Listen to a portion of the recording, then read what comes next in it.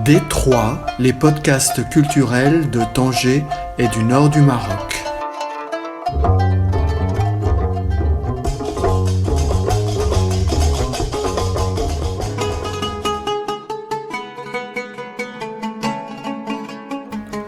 Soumaïa Akaboun est une figure de Tanger et de sa Casbah. Elle a grandi dans un beau riad où son père a reçu les artistes du monde entier, des Rolling Stones à Bernardo Bertolucci, des Gilles Gilala à Bachir El-Attar, et où Soumaïa a rencontré Maurice Béjart, qui tout de suite reconnut sa vocation pour la danse. Elle partit en Europe à 14 ans pour suivre des cours de classique à Paris, fréquenta les ballets des temps modernes, puis suite à une blessure se convertit à la comédie musicale, passa par Broadway et fit la une du Los Angeles Times avant de progressivement se lancer dans le théâtre et le cinéma. Sur les planches, elle joua notamment sous la direction de Peter Rafelson, de Sandra Bernhard, de Marty Kalner et de John Stepling, et devant les caméras de Paul Greengrass, de Rob Epstein, de Gaël Morel, ou bien sûr de Farida Benyazid, Gilali Ferhati et Moumen Smehi, entre autres cinéastes. Sa carrière connaît aussi un tournant avec les séries télévisées marocaines qui lui offrent une grande popularité dans son pays. Mariée à Peter Roger, producteur, écrivain, photographe, scénariste, elle est de retour à Tanger depuis maintenant une quinzaine d'années où elle redonne vie au riad de son père.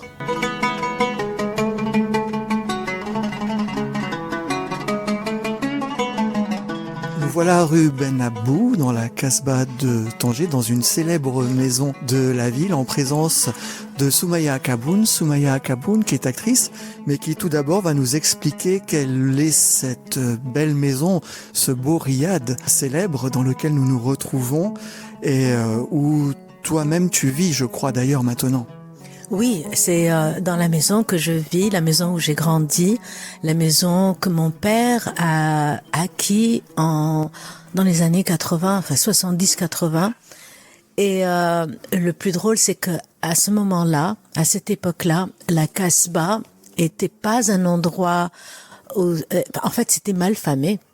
Et tout le monde pensait que mon père était complètement fou de penser à y vivre avec des enfants. Et je dois dire que moi, j'ai eu une jeunesse vraiment, vraiment géniale. À courir dans les rues de la Casbah, à même se chamailler, se battre avec les autres gosses et tout, ça m'a formée. Et puis petit à petit, j'ai vu comment la Casbah s'est transformée en un endroit très chic, trendy, avec beaucoup d'artistes et beaucoup de gens super intéressants. Petit à petit, ça a commencé quand même entre 2005 et 2010. Vous avez passé vraiment 20 ans en pionnier. Oui, absolument. Et même, je peux dire que mes amis d'enfance, leurs parents ne les laissaient pas venir seuls dans la Casbah. C'était comme ça, hein, vraiment. Alors que moi, j'ai jamais eu de problème. Je rentrais des fois tard le soir, après avoir été chez des amis et tout. Je rentrais, il y avait personne qui m'embêtait ni quoi que ce soit. Donc c'était juste vraiment une réputation. Comment c'est de grandir dans cette Casbah? Les amis du quartier, une enfance dans la Casbah. Tu as 2 frères, je crois. Oui, j'ai 2 frères. La chose qui est très très très belle dans la Casbah, c'est que tout le monde se connaît. Et comme il n'y a pas de voiture, c'est tout piéton. C'est petit, hein, c'est pas une grande Casbah comparée à celle de Marrakech ou de Fès. Nous, on a vraiment une très jolie petite Casbah qui est toute blanche. Et tout le monde se connaissait. Et puis aussi, c'est vrai qu'il y avait des familles, bon, moins maintenant, mais il y avait des familles qui ont été pendant des générations habitant dans la Casbah. Donc on a vraiment, moi j'ai vu des tout petits grandir, comme beaucoup de gens m'ont vu aussi grandir. C'est ça, tu fais partie de l'histoire de ce quartier, vraiment. Oh oui. Absolument. Des fois, j'ai des amis qui viennent, par exemple, de l'étranger ou qui viennent de la ville, qui connaissent pas la Casbah. Je leur dis, vous venez dans la Casbah, vous demandez après la maison de Soumaïa. Et tout le monde y arrive. C'est la maison de Soumaïa, c'est plus la maison d'Absam Akaboun. Si, c'est la maison à Kaboul. C'est la maison à Kaboul. Mais maintenant, comme je suis comédienne, tout de suite, les gens reconnaissent, mais c'est toujours la maison d'Absam à Kaboul. Ça changera jamais. Ton papa, il avait plein de projets dans cette Casbah. Il avait fait un café, il avait acheté d'autres maisons. Qu'est-ce qu'il nous bricolait, là? Ben lui, ça a toujours été un visionnaire. Comme tu le sais, il avait un club de jazz avec Randy Weston. À chaque fois, en fait, il avait un salon. Et de bouche à oreille, les gens de l'étranger disaient toujours ah vous allez à Tanger, ah ben voilà, il faut aller voir mon ami Abslam à Kaboul. Et c'est comme ça que j'ai vu à table des gens extraordinaires, mais de toutes souches, de toute comment dire profession, de l'Australie, de New York, de Los Angeles, de Paris, de Londres, de partout.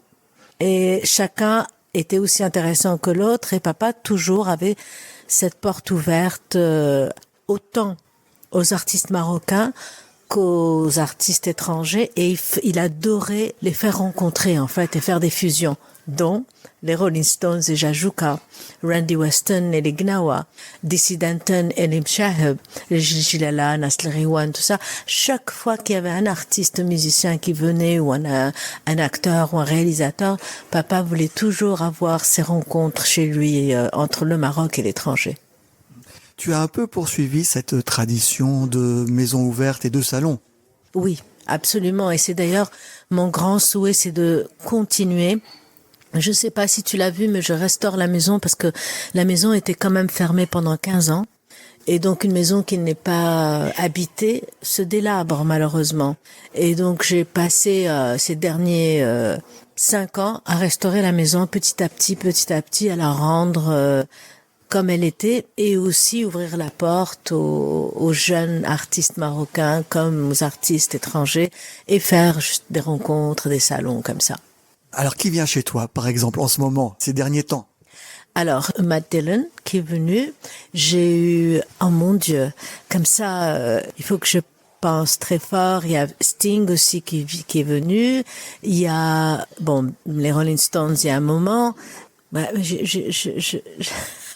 j'arrive plus à penser là. Et toute la jeunesse d'intellectuels et d'artistes marocains qui construisent le pays aujourd'hui, extrêmement dynamique, et que l'on sait venir te voir régulièrement. Oh, oui, bien sûr. Là, je viens d'avoir Maria Nadim, qui est une chanteuse marocaine très connue, célèbre, et qui est venue faire son vidéoclip à la maison.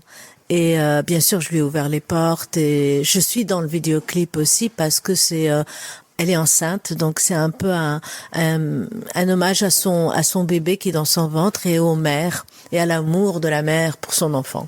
Voilà. Et il y a aussi eu de fameuses fêtes dans cette maison. Oh oui, la musique et l'art attirent la fête. C'est-à-dire que ça finit toujours par une fête. La maison est faite pour ça. Il y a ce magnifique patio entouré de 4 colonnes, c'est ça, de colonnes antiques, hein, comme le palais à côté, le palais royal. Un très très beau patio qui a des volumes assez exceptionnels du point de vue de l'architecture.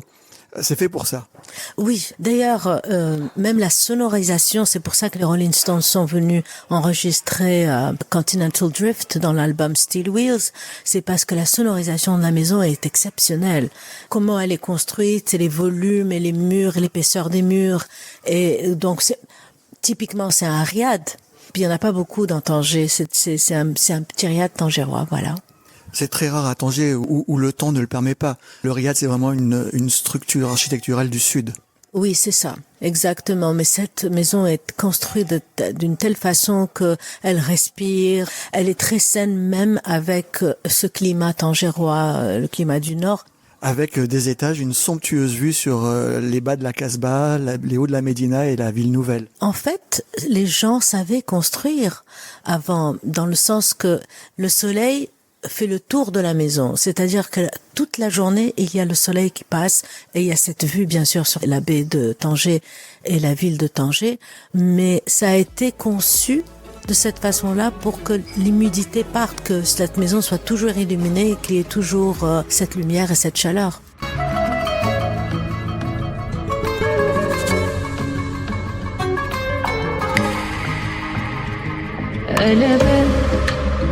عيني قلبت الهوى معنا بشينها قلبت عيني قلبت الهوى معنا بشينها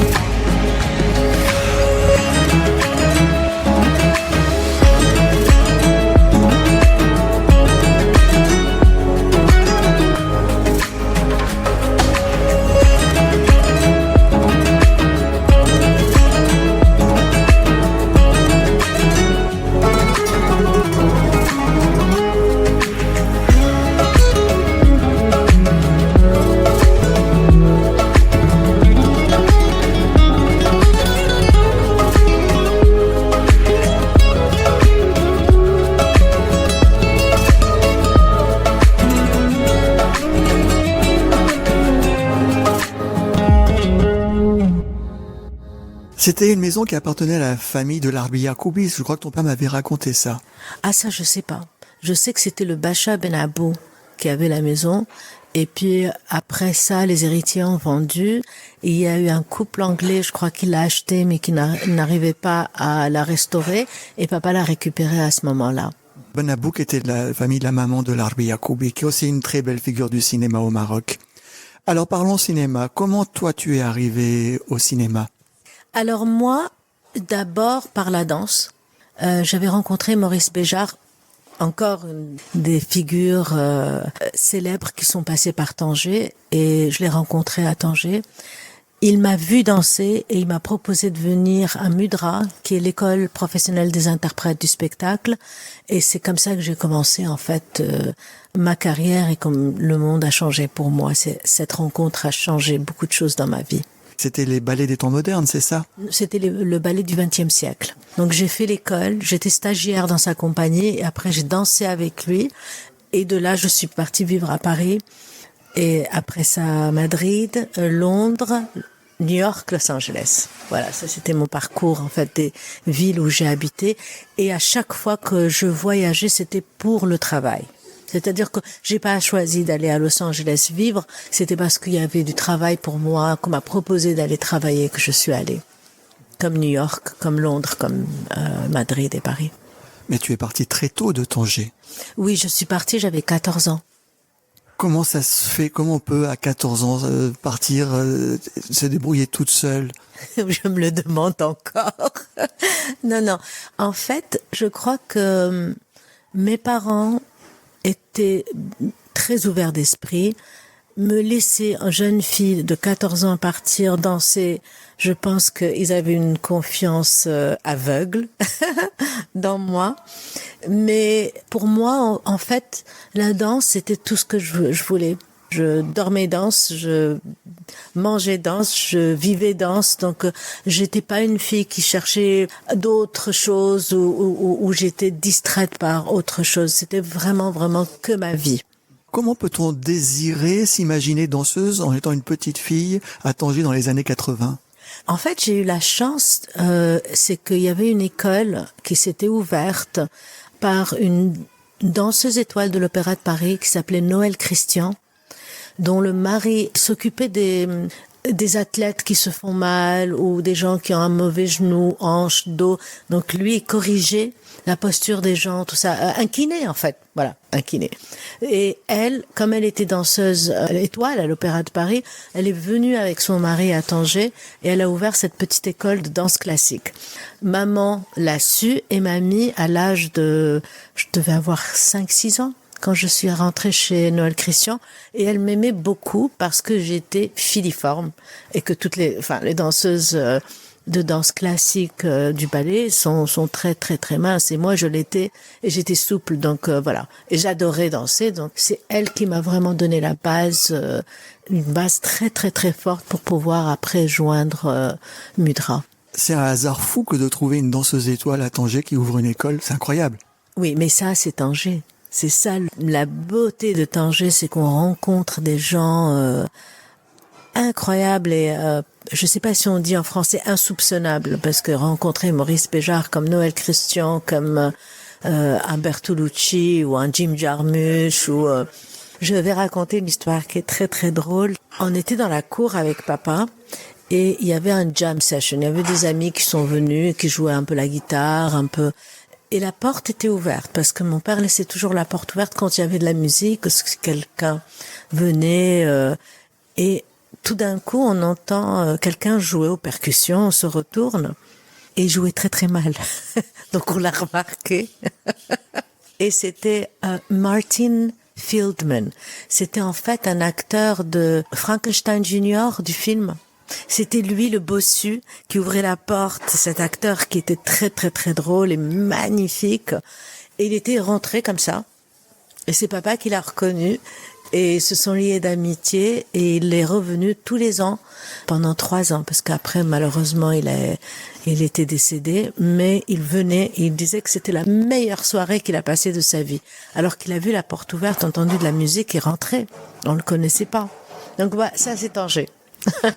Tu disais Bertolucci, effectivement, Bertolucci a beaucoup fréquenté cette maison. Oui. Alors, Bertolucci était venu pour faire Shelter in Sky.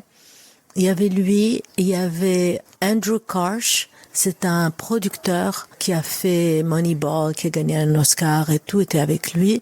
Et il y avait aussi Jeremy Thomas, qui a aussi, c'est un grand producteur qui a beaucoup produit David Cronenberg. D'ailleurs, David Cronenberg est venu aussi avec eux. Ça, c'était la bande, en fait, d'amis qui sont venus parce que Bertolucci faisait Shelter in Sky. Ils sont venus le voir et il y avait donc John Malkovich, Deborah Winger, Michelle Pfeiffer est venu. Enfin, c'était vraiment une période assez riche. Danse pour Tanger aussi, c'est un peu la reprise de Tanger ce moment-là. Oui, c'est vraiment, oui, la reprise de Tanger.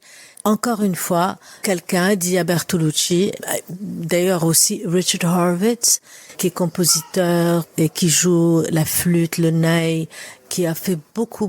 En fait, c'est lui qui est pour le festival des Gnawa à Essaouira. C'était un des déclencheurs de ce festival avec André Azoulay.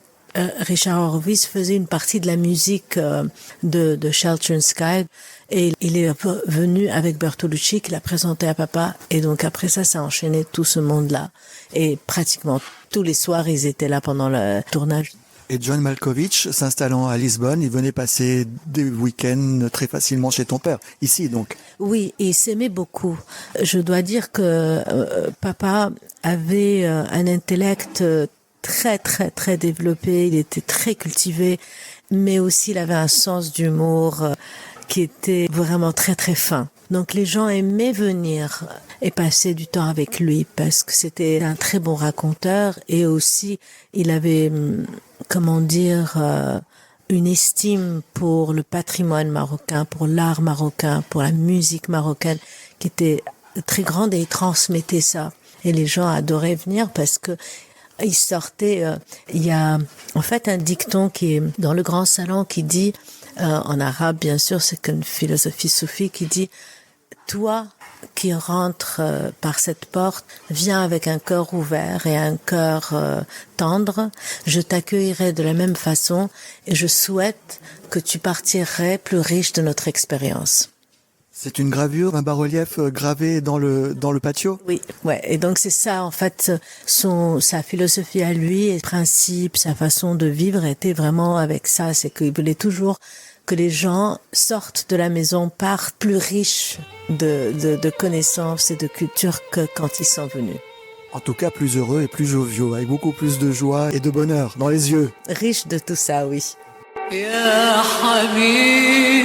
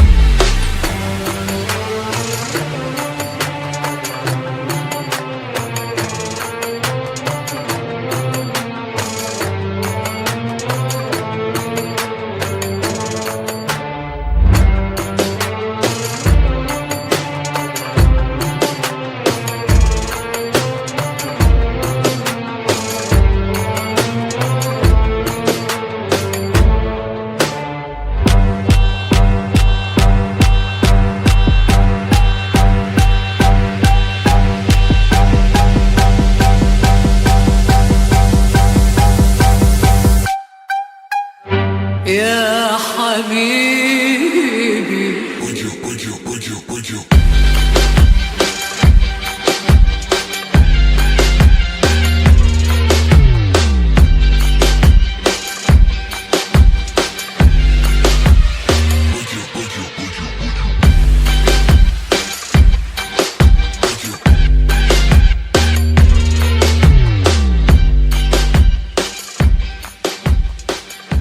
Tu as 14 ans, tu quittes Tanger, tu vas danser, tu fais une école, tu deviens danseuse. Oui, et je deviens danseuse. Et après, malheureusement, j'ai eu un accident qui m'a handicapée pendant 2 ans. Et danser pour une compagnie de danse, c'est vraiment, il y a une discipline qui est très très dure et qui est impardonnable. C'est-à-dire que 2 ans de ta vie sans pouvoir t'entraîner, répéter, ça enlève beaucoup du perfectionnement en fait de la danse. Donc c'est là où j'ai switché pour les comédies musicales et j'ai eu la chance d'être prise dans une comédie musicale qui était dans le West End à Londres. Et on a fait ce show pendant 2 ans, ça s'appelait Voyeurs, et c'était Michael White, c'est lui qui a fait Cats, qui a fait Jesus Christ Superstar, qui a fait Rocky Horror Picture Show, qui a fait beaucoup de comédies musicales à Londres et à New York dans le West End et Broadway. Et ça a remis un petit peu ma carrière à l'heure où je pouvais faire des comédies musicales, mais les comédies musicales ne sont pas aussi intenses que la danse contemporaine et classique. J'ai continué par ça, et c'est de là, par ce biais-là, que j'ai commencé à faire du théâtre. Et que j'ai été, encore une fois, de par le show que j'ai fait Voyeurs, une comédienne qui s'appelle Sandra Bernhard. Et c'est une comédienne américaine qui a fait King of Comedy avec Scorsese. Ça, c'était un peu son premier, c'est le rôle principal de ce film avec De Niro. Et c'est ça qui a en fait déclenché sa carrière. Elle m'a vue dans le show à Londres et elle m'a proposé de faire un show avec elle. Et c'est ça mon départ vers Los Angeles, parce qu'on a commencé à répéter à Los Angeles et on a fait comme une première à Los Angeles. Après, on était off-Broadway à New York pendant 6 mois dans le West Bath Theatre. Et après, parce que c'est tout un cheminement qu'il faut avant de pouvoir faire un show à Broadway. Donc 6 mois off-Broadway au West Bath Theatre. Et après, on a été accepté à faire ce show à Broadway qui a duré 3 ans. Et après, on a fait une tournée mondiale avec ce show. Donc, disons, mon Dieu, 6 ans de ma vie a été que ce show. on s'imagine pas des fois que ça peut prendre ce temps-là à faire un seul show. Et de part, j'ai rencontré mon mari et c'est pour ça que je suis restée aux États-Unis, par amour et par le travail. Tu l'avais rencontré où? Je l'ai rencontré à Los Angeles. Une amie m'a appelée, elle m'a dit qu'elle faisait un barbecue, qu'elle avait quelques amis qui venaient et que si je voulais me joindre à eux. Et mon mari était là. Voilà. Qui est producteur de cinéma. Oui, il est réalisateur et il est aussi photographe et écrivain. Il écrit des scénarios surtout. Son père était le fondateur de Magnum, l'agence Magnum. Oui, c'est ça. Il y avait George Roger, Cartier-Bresson, Henri Cartier-Bresson, Capa et Seymour, oui. Peter. Roger, mon mari. Et donc après, tu es resté à Los Angeles. Voilà, je suis restée à Los Angeles et surtout que après, il y a un moment où, à l'âge de 14 ans, j'ai jamais eu vraiment un home, une maison. Donc c'était quelque chose que j'avais vraiment, qui me manquait vraiment. C'est de fonder un foyer, voilà. Et c'était la personne parfaite avec qui je voulais vraiment faire ma vie et avoir des enfants et voilà. Et vous avez eu jazz ensemble, votre grand garçon? Oui, c'est un grand garçon. Il a 19 ans maintenant. En fait, oui, c'est ça, il a eu son bac il y a 2 ans et il est parti à Los Angeles. Il a essayé, en fait, de voir si l'Europe pouvait marcher pour lui. Donc, il est parti à Londres, mais ça n'a pas été aussi facile pour lui que Los Angeles. Comme il était né à Los Angeles et on est rentré au Maroc, il avait 9-10 ans. Donc il avait quand même une partie de son enfance là-bas. Et il avait ses amis d'enfance, il connaissait, en fait, il avait des repères. Donc Los Angeles a été très facile pour lui. Il a trouvé une petite maison, il a trouvé du travail et il étudie et il travaille en même temps. Et il a retrouvé ses amis d'enfance. Donc il est vraiment heureux là-bas. Plus qu'ici? Non, pas plus. Je crois c'est différent pour lui. C'est-à-dire que à Los Angeles, c'est le début de sa vie professionnelle, c'est le début de sa vie indépendante. Et ici, c'est quand même chez lui. Son enfance. Son enfance chez lui, et ça lui manque les tagines, ça lui manque qu'il retrouve ses vêtements pliés dans l'armoire. Voilà. Tu commences à Los Angeles, mais c'est par le théâtre que les choses débutent, c'est ça? Oui, absolument, par le théâtre. J'ai toujours, même dans ma vie professionnelle, j'ai jamais arrêté de prendre ce qu'on appelle des workshops ou des cours. Donc j'avais joint un endroit qui s'appelait The Loft Studio. Et le Loft Studio, on faisait des workshops, c'est-à-dire que chaque 8 semaines, on devait présenter une pièce de théâtre. Et c'est de là que sortit Michelle Pfeiffer, Johnny Depp, Angelica Houston, Nicolas Cage. C'était une école assez connue. Un peu l'équivalent d'Actors Studio, mais pour Los Angeles, pour la côte ouest. Exactement. Donc j'ai fait une audition pour rentrer parce qu'on t'accepte pas juste comme ça. Il faut quand même auditionner pour être accepté. J'ai fait l'audition, j'ai eu la chance d'être acceptée. Et tous les 8 semaines, on fait une pièce de théâtre. Et j'ai fait une pièce de théâtre de DJ Salinger, c'est un écrivain américain, un playwright, une pièce qui s'appelait For Esme with Love and Squalor. Je connais pas le titre en français. J'ai eu encore une fois beaucoup de chance que c'était le rôle principal féminin. J'ai eu l'attention des journaux, tout ça. Et ma deuxième pièce, c'est là où vraiment j'ai eu la chance de pouvoir percer, parce que j'ai fait la une de LA Times, et c'était une pièce qui s'appelait Sea of Cortez, que John Steplin a écrit et qu'il a réalisé.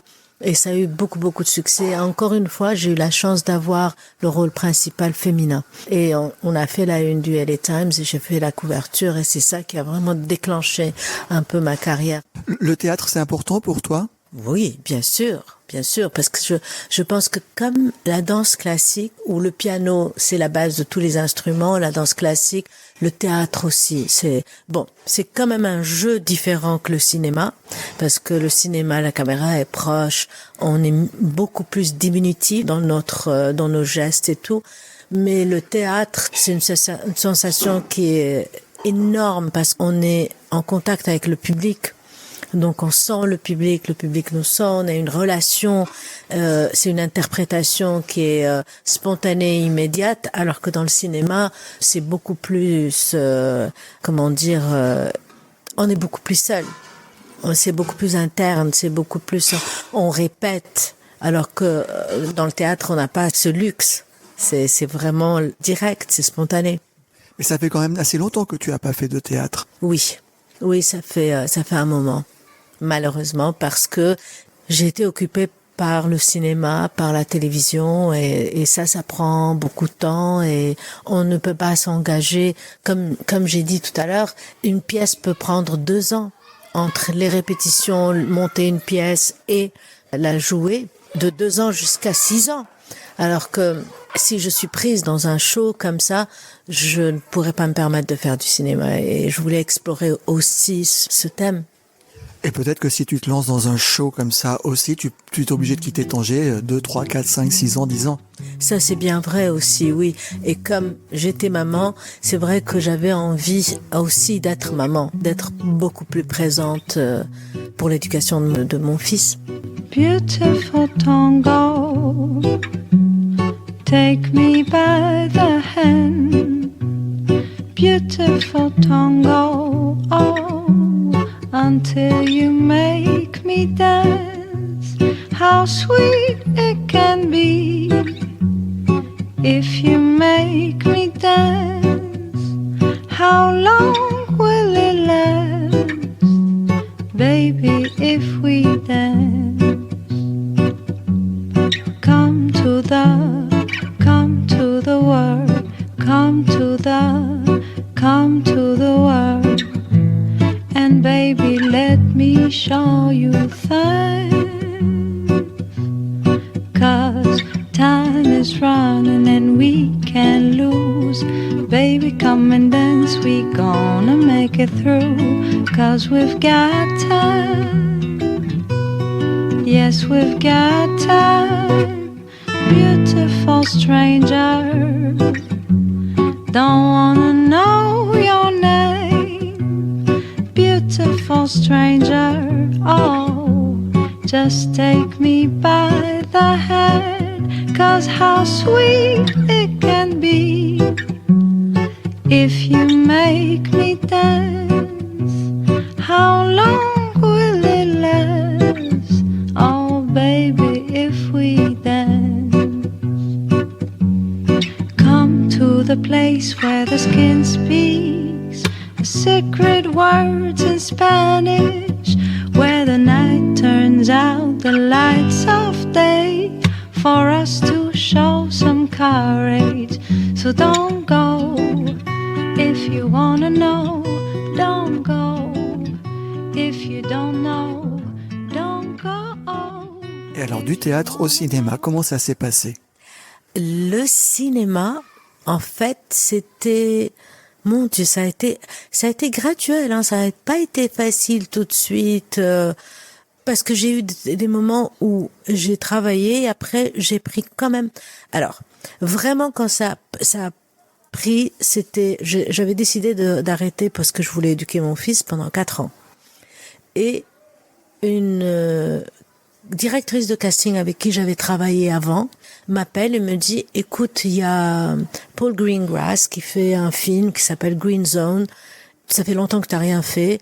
C'est un tout petit rôle, mais je te conseille de le prendre parce que ça peut vraiment arriver à beaucoup de choses. Ça peut t'aider à reprendre ta carrière. Je crois qu'il est temps que tu devrais quand même recommencer et tout ça. » Et j'ai dit oui.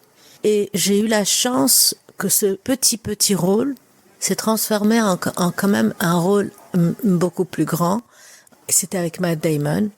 Et que après, Matt Damon a fait un commentaire comme quoi il a eu beaucoup d'estime pour moi en tant que comédienne.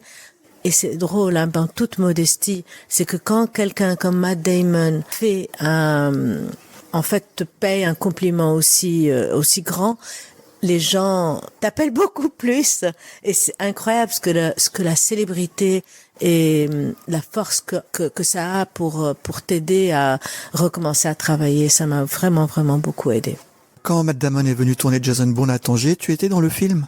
Non, j'étais pas dans le film. En fait, ils sont venus pour des repérages. Ils sont venus à la maison pour voir. Et quand j'ai rencontré Paul Greengrass, je l'ai salué. J'ai dit, oh, mon Dieu, qu'est-ce que j'aimerais travailler avec ce monsieur parce que c'est vraiment un grand réalisateur. Et la vérité, 6 mois après, on m'appelle pour travailler avec lui dans Green Zone. Donc c'est un souhait des fois on dit, je sais pas si on croit dans la projection ou quoi que ce soit, mais moi j'y crois. Des fois c'est que vraiment quand on se dit et bon bien sûr le travail derrière est très important, mais des fois les choses comme ça arrivent. C'est la baraka du Riyad Ibn Abu. Oui, c'est vrai. C'est vraiment la baraka. On est très nombreux à t'avoir vu dans le James Bond qui s'est tourné à Tanger. Tu n'es pas joué. Tu étais enfant encore. Oui, il y avait The Living Daylight. Et en fait, j'avais quand même 17, 18 ans. Oui.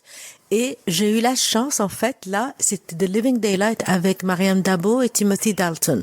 Ça, c'était le James Bond qui a été tourné ici, avant Spectre. Donc, quand Marianne Dabo était là, Elle Magazine ont entendu qu'ils étaient à Tanger et tout ça. Et je ne sais plus par le biais de qui ils m'ont contacté et m'ont demandé de faire une interview de Marianne Dabo. Et ça, c'était une de mes premières interviews parce que j'ai quand même bossé en tant qu'interprète pour des journaux comme El País, Elle Magazine, Variety, enfin plein. Et ça, c'était quand j'avais pas de travail en tant que comédienne, je faisais ça. Et c'était le déclenchement, encore la baraka. Et ton talent aussi. Et l'une de tes qualités, qui n'est d'ailleurs pas la moindre, c'est que tu parles tellement de langues. Parfaitement, en plus. Exactement. C'est parce que je parle le français, l'espagnol, l'anglais et l'arabe que j'ai eu cette chance de pouvoir travailler quand je ne travaillais pas en tant que comédienne. Une vraie Tanjaouia. Tu as aussi tourné dans les films historiques de David Batty. Oui, en fait, David Batty, j'avais fait Abraham, où je jouais le rôle de Sarah, la femme de Abraham. Et on a eu une très très belle rencontre parce que c'est un très bon réalisateur. Le rôle, c'était un des rôles principaux et c'était quand même une femme qui ne pouvait pas avoir d'enfant et qui avait cette envie et cette tristesse de ne pas pouvoir avoir un enfant. Donc elle demande à Abraham de prendre une autre femme, et quand elle tombe enceinte et qu'elle a cet enfant, elle est dévastée par la jalousie et elle la chasse dans le désert. Elle veut en fait se débarrasser d'elle. Et donc c'était quand même un rôle assez complexe pour pouvoir trouver Et c'est ça toujours, quand on joue des rôles comme ça, c'est de trouver la vulnérabilité de cette femme et de pouvoir s'identifier à elle, même si elle fait quelque chose d'aussi atroce. Donc voilà, on a avec David Barry, on s'est très très bien entendu et il m'a rappelé pour un autre projet. On a en fait beaucoup bossé ensemble. Oui, il me semble qu'il y a 2 films et c'est de gros films en plus. Oui. Il y a The Covenant, c'est l'histoire de Paul. Et après, on a fait Moses aussi. T'as refait toute la Bible, quoi. Oui, j'ai fait Jésus. Jésus, Moïse, Abraham. Je connais la Bible par cœur, hein. C'est la baraka de la maison Ibn Abou. Oui. Récemment, tu as tourné avec Sacha Baron Cohen. Oui, j'ai fait le Spy et c'était surtout Gideon Raff que j'aime beaucoup, beaucoup en tant que réalisateur. C'est lui qui a fait Homeland, qui a écrit Fauda, qui a fait des choses assez provocatives aussi dans les thèmes qu'il aborde, parce que c'est quand même, sans rentrer dans la politique, c'est quand même des thèmes israélo-palestiniens, les conflits, tout ça, avec aussi un petit peu de sel et poivre américain, CIA, tout ça. The Spy, c'était une histoire qui me fascine aussi. C'est cet agent de Mossad égyptien qui va en Syrie et se fait passer par un promoteur, un marchand, tout ça. Et voilà, il faut voir le film parce que c'est assez fascinant comme vraie histoire. Et Sacha Baron Cohen, normalement qui est tout le temps dans la comédie, a joué quand même un rôle assez sérieux et il était très très très bien dedans. C'est un comédien assez fort, hein. Tu tournes beaucoup plus pour Netflix en ce moment, n'est-ce pas? Oui, j'ai eu pas mal de projets sur Netflix, ouais. Comme Ground aussi, Terre, Moïse, The Spy. Il y a un film qui va sortir, enfin un thriller, série qui va sortir qui s'appelle The Boy That Was Never. J'ai eu aussi Le Citoyen d'honneur. Voilà. Je sais plus si Prendre le large avec Sandrine Bonner est sur Netflix, je sais plus. C'est quand même pas mal de projets. Tu avais fait quelle école à Tanger? L'école Bercher et le lycée Regnault. Parce qu'on dirait que tu es quasiment un pur produit de l'école américaine de Joe McPhillips. Oui, c'est drôle. C'est parce qu'en fait, comme je suis quand même partie, j'ai eu mon brevet et je suis partie à 14 ans. Donc après ça, je suis devenue vraiment anglophone. Et c'est là où j'ai perdu un petit peu mon côté pur français. Mais avant, je parlais l'anglais very, very, very French accent. Hein. Ton premier film où tu tournes, c'est un film français. C'était, oui, avec Alexandre Arcadi, Dernier été à Tanger, où j'ai joué le rôle d'une fleuriste qu'on accuse de voler, d'être voleuse. Et voilà, ça c'était une de mes premières expériences dans le cinéma. Et ensuite, Gaël Morel, là c'est une histoire d'amitié aussi. Oui, là c'est une histoire d'amitié, c'est Alexandrine Bonner, Mounaftou et aussi Nesrine Radi que j'aime beaucoup aussi comme comédienne. Tu as travaillé avec des Espagnols? Oui, il y a un moment j'avais fait Blanca Paloma avec Antonio Banderas, Paco Rabanne, Emma Suarez et c'était très bien. C'est plus facile de travailler avec des Européens ou avec les Américains? C'est plus facile de travailler avec les Américains parce que c'est très carré, c'est très organisé. On donne le temps aux comédiens, mais c'est aussi parce que c'est vraiment leur industrie. Ils sont très très très bons. Très pro, tout simplement. Ils sont très pros. Et alors tu tournes de plus en plus, tu joues de plus en plus dans les séries et le cinéma marocain. Oui, alors, le cinéma marocain, mais surtout les séries télévisées marocaines. J'en ai fait, je crois, maintenant entre Wadi, Darnsa, Maqta' Mshajra, Douma Warda, Rdat Loualida. J'en ai fait peut-être 7, 8, une dizaine, vraiment. Et ça a été une très, très, très bonne école pour moi. Parce que le speed dans lequel on travaille, des fois, on nous donne le dialogue pendant qu'on est sur le plateau. On fait 12 minimum à 17 séquences par jour. Donc, on n'a pas le temps de répéter. On n'a pas le temps, en fait, presque avec le temps, j'ai réussi, j'ai compris et j'ai eu cette technique de pouvoir mémoriser mon dialogue et d'en faire quelque chose très très vite. Et ça a été une école mais géniale pour moi parce que quand j'ai le luxe de travailler avec les Américains ou avec les Européens, qu'on répète et qu'on a le temps de monter une scène, qu'on fait le blocage, qu'on me donne le scénario un mois avant, mais je sais très très bien ce que je vais faire tout de suite, très vite, parce que j'ai eu cet entraînement sur les séries marocaines. Ça a été pour moi, sincèrement, une grande chance. Alors qu'au début, je me disais, oh là là, mais qu'est-ce que je fais là? Oh mon Dieu, mais en fait, non. Ça m'a beaucoup, beaucoup, beaucoup aidé. Ça m'a rendu service. En fait, t'es parfaite dès les premières prises. Exactement. Mais les gens me le disent. Ils disent, ah non, mais c'est génial. Avec toi, on a 2-3 prises et ça y est, c'est fini. Ouais. Hello, my love. It's getting cold on this island.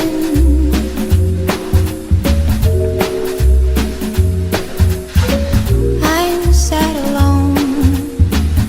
I'm so sad on my own. The truth is, we were much too young. Now I'm looking for you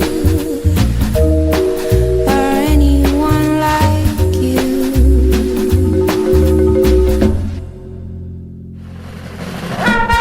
We said goodbye with a smile on our faces.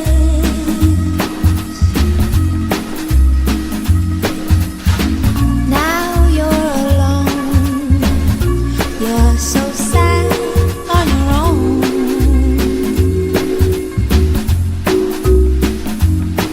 The truth is, we ran out of time. Now you're looking for me or anyone like me.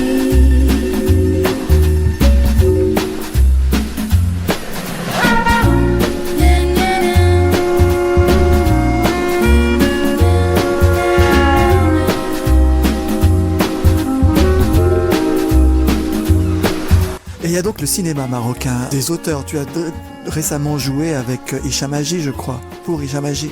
Non, Hicham, oui, bien sûr, bien sûr. Avec Hicham Haji, j'ai fait Redemption Day. Avec Gary Gordon, Andy Garcia.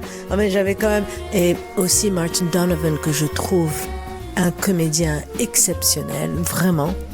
Par exemple, ça c'est un comédien que j'étudie, que j'observe, je regarde toujours ses films et je les re-regarde juste pour voir comment il joue, ce qu'il fait.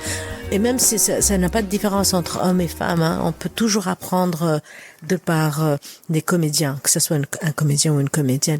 Mais là, c'était une jolie brochette. Sami Nasseri aussi. Ah oui, Sami Nasseri, mais j'ai pas eu de scène avec lui. Parce que c'est quand même une drôle de personnalité dans le cinéma français. Oh oui, mais malheureusement, je l'ai rencontré bien sûr parce on se voyait à l'hôtel, tout ça, mais j'ai pas pu jouer avec lui.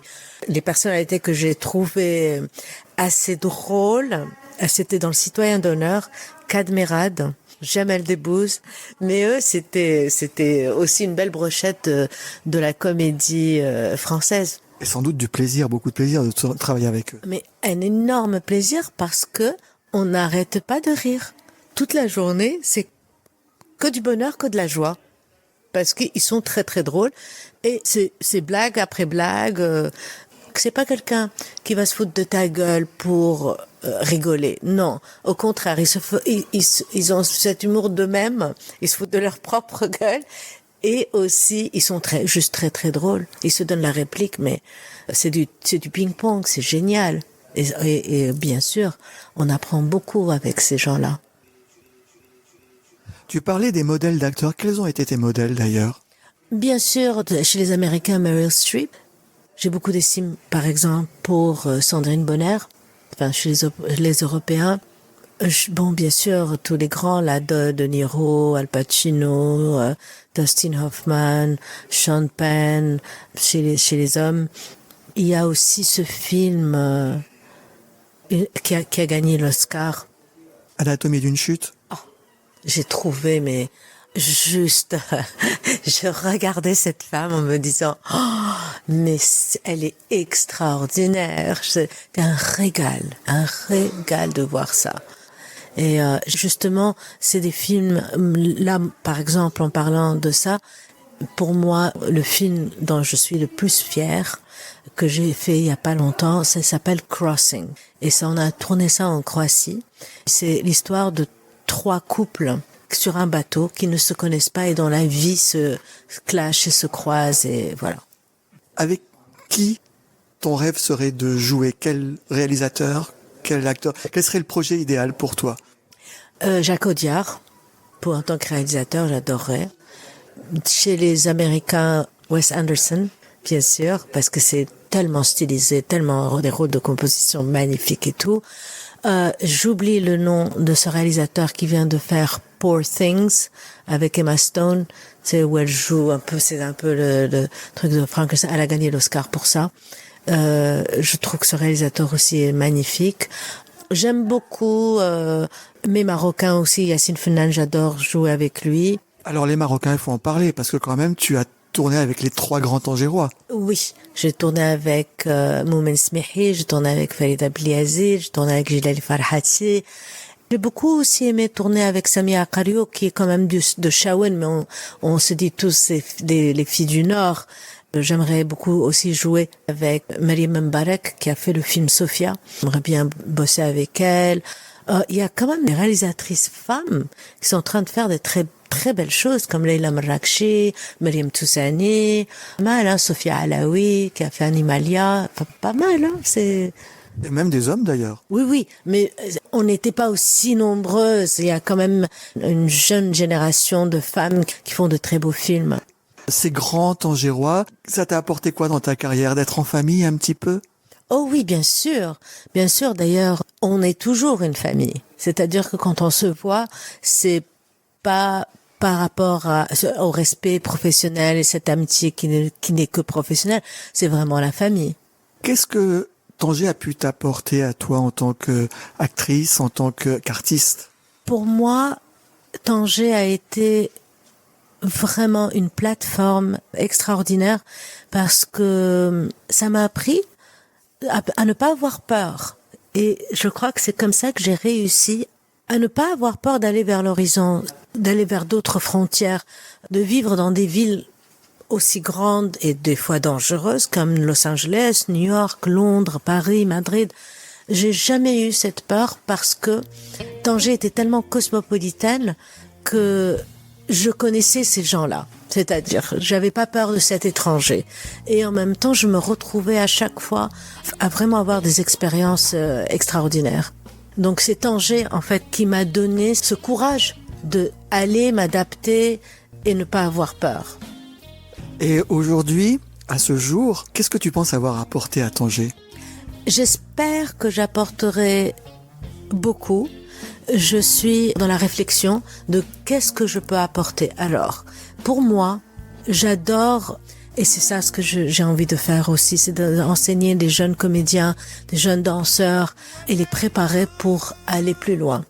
Aussi, j'aimerais faire des événements et des rencontres comme mon père le faisait, mais avec beaucoup plus de moyens. C'est-à-dire que vraiment faire des événements de rencontres dans la maison, des événements comme je les appelle sensoriels, c'est-à-dire que inviter, par exemple, un chef japonais avec un chef marocain, fusion de cuisine, un danseur japonais avec un danseur marocain, fusion dans la danse, dans le mouvement, dans la musique, dans l'art, et faire que, par exemple, une semaine où j'inviterai des gens et qu'ils apprennent l'histoire de l'un de l'autre, que ce soit français ou espagnol ou italien ou japonais ou chinois ou thaïlandais, et faire des rencontres comme ça, entre la sensorielle, la musique.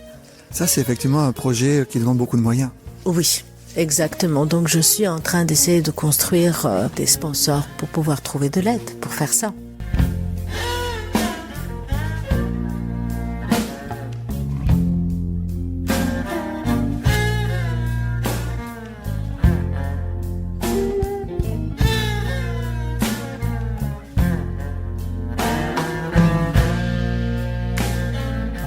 Ce nouvel épisode de Détroit était consacré à Soumaya Akaboun, Fille de Tanger, de la Casbah, danseuse comédienne de théâtre, de cinéma et de télévision, dont la carrière se joue entre Casablanca, New York et Los Angeles.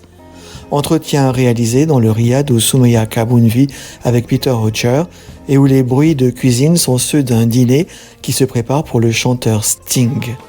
Entretien réalisé en mai 2024, tout droit réservé à Philippe Guiguet-Bologne. Merci au Mam Tiwi pour les musiques des génériques, solo de lutte extrait de son album Andalousie, ainsi qu'à l'ensemble Ibn Arabi et à Dargnawa de Tanger.